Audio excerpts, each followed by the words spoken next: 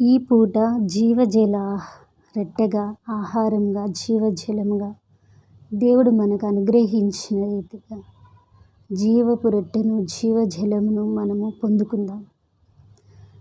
హల్లెలూయా. మత్తయి సువార్తలో యేసయ్య కొండ మీద 5వ అధ్యాయము నుండి 7వ అధ్యాయం వరకు ప్రసంగించాడు. అందులో 6వ అధ్యాయంలో 9వ వచనం నుండి 13వ వచనం వరకు ఎలాగూ ప్రార్థన చేయాలో చెప్పాడు. అందుకు దేవునికి కృతజ్ఞతాస్తుతులు చెల్లించుదాం. ఆమేన్. అయితే మనము ప్రతిరోజు ఉదయము, సాయంకాలము ఖచ్చితంగా 5వ అధ్యాయము, 6వ అధ్యాయము, 7వ అధ్యాయం కూడా చదివి ప్రార్థించుకోగలిగితే తండ్రి చిత్తము యేసయ్య ఏ రీతిగా నెరవేర్చినాడో ఆ రీతిగానే మనము కూడా ఆయన చిత్తము నెరవేర్చుటకు ఆత్మలో బలం పొందుకొని వర్ధిల్లుతాం. అట్టి కృప తండ్రి అయిన దేవుడు యేసయ్య నామంలో మనందరికీ అనుగ్రహించునుగాక. ఆమేన్. మత్తయి సువార్త 6వ అధ్యాయము 9వ వచనం నుండి 13వ వచనం వరకు. కాబట్టి మీరిలాగూ ప్రార్థన చేయుడి. పరలోకమందున్న మా తండ్రి, నీ నామము పరిశుద్ధపరచబడునుగాక, నీ రాజ్యము వచ్చునుగాక, నీ చిత్తము పరలోకమందు నెరవేరుచున్నట్లు భూమి యందును నెరవేరునుగాక. మా అనుదిన ఆహారము నేడు మాకు దయచేయము. మా రుణస్థులను మేము క్షమించి ఉన్న ప్రకారము మా రుణములను క్షమించుము.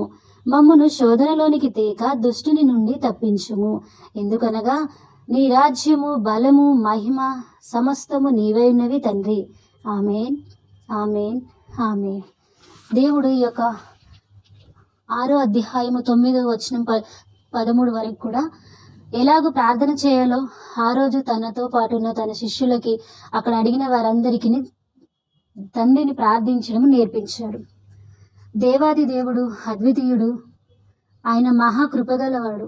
అయితే అప్పుడు యేసయ్య సిలువలో మరణించి తిరిగి పునరుద్ధానుడుగా లేవలేదు కాబట్టి ఇక్కడ మా రుణస్థులను మేము క్షమించిన ప్రకారము మా రుణములను క్షమించుము అని 12వ వచనంలో యేసయ్య తన శిష్యులకి ప్రార్థన అక్కడ నేర్పించాడు.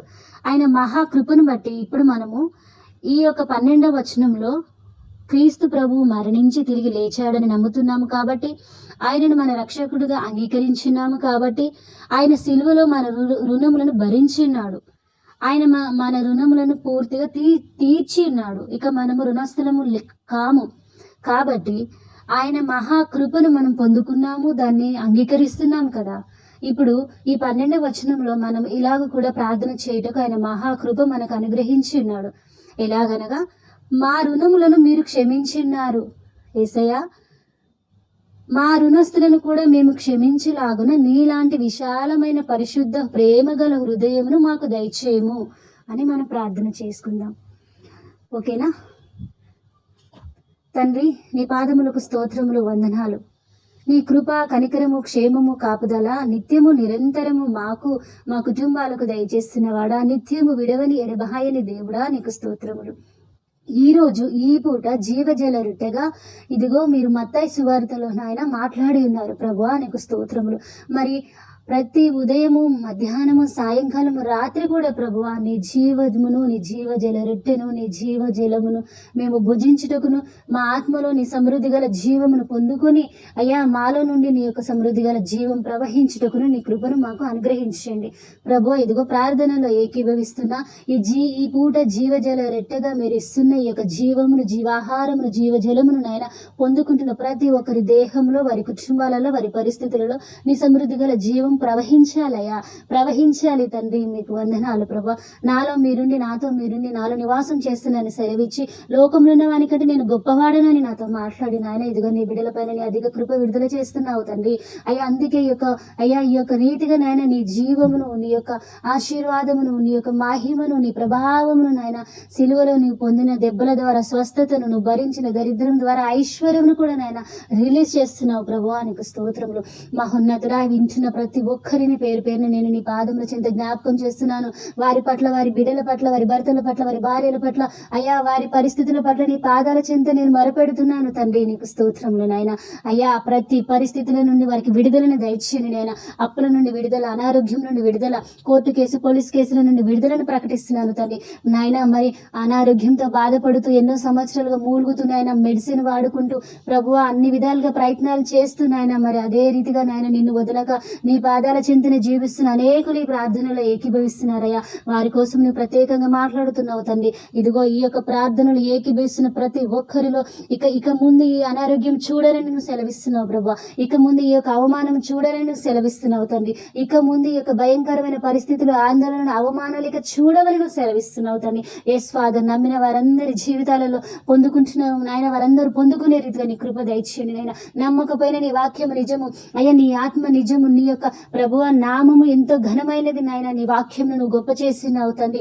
నమ్మకపోయిన వింటున్న వారి వినికిడిలో, ఎవరెవరి వినికిడుల యొక్క మాటలు వినబడుతున్నాయి, వారి కుటుంబంలో, వారి దేహంలో కార్యము జరగాల్సిందే ప్రభు. నీకు స్తోత్రములు.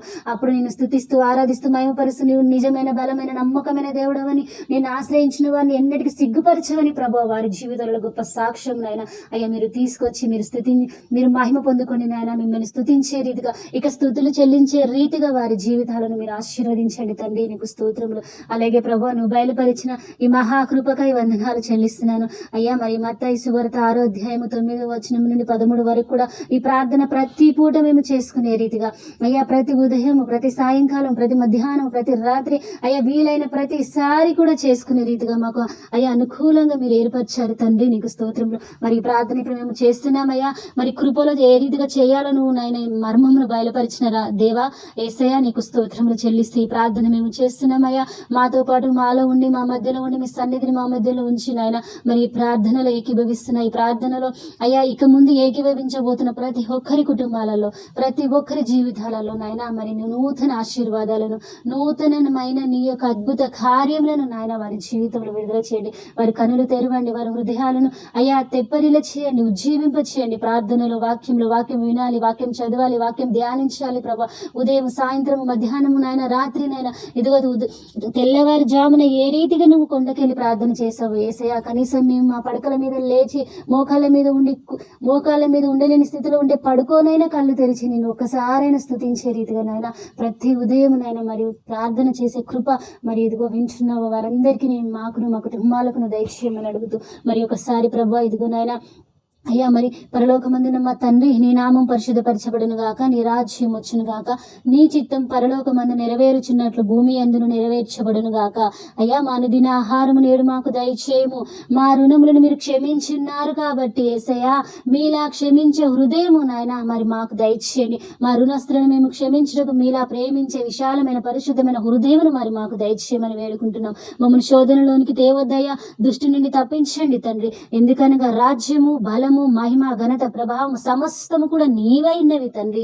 ఆమేన్, ఆమేన్, ఆమేన్. అయ్యా, నీకు స్తోత్రములు.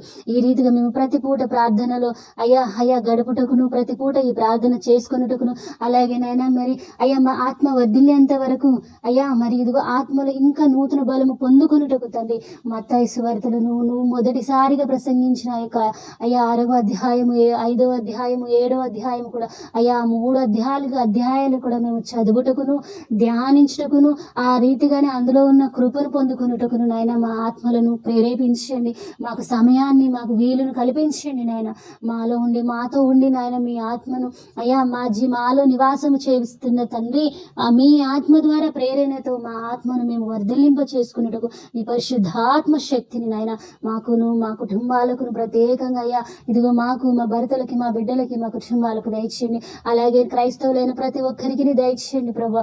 ఇది నాయన మీరు ప్రత్యేకంగా ఏర్పరచుకున్న నీ బిడ్డల కోసము నాయన ఏర్పాటు చేసినావు తండ్రి.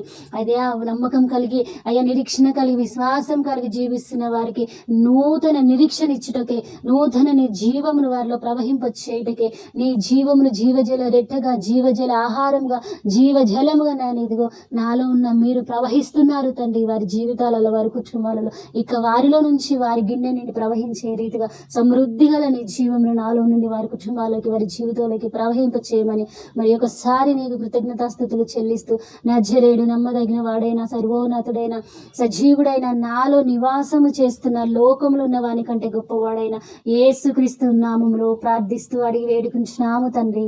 Amen, amen, amen.